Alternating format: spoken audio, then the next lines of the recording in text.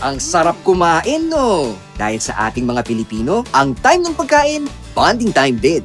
Mapaalmusal, tanghalian, merienda o hapunan, lagi tayong handa sa masarap na kainan.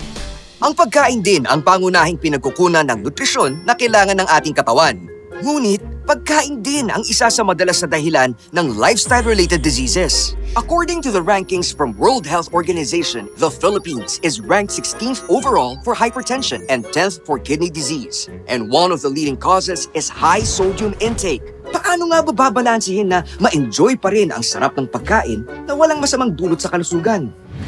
Good news! Hindi na kailangang isakripisyo ang sarap ng timpla. Hatid ng Ajinomoto ang praktikal na paraan sa pamamagitan ng bawasin.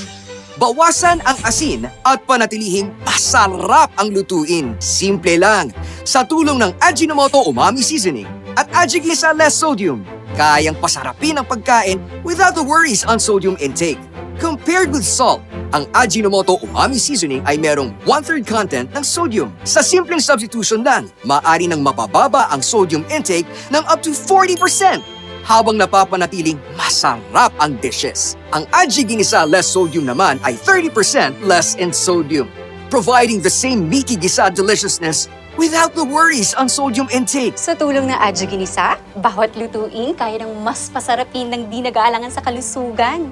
More meaty and more gisa taste with less sodium pa. Bilang nagmamay-ari ng karinderya, yung negosyo namin nakasalalay sa sarap ng lasa.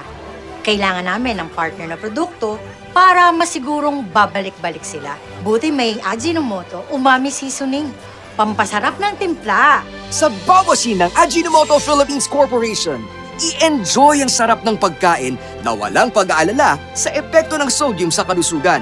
So you and your family can eat well, live well. Kain tayo?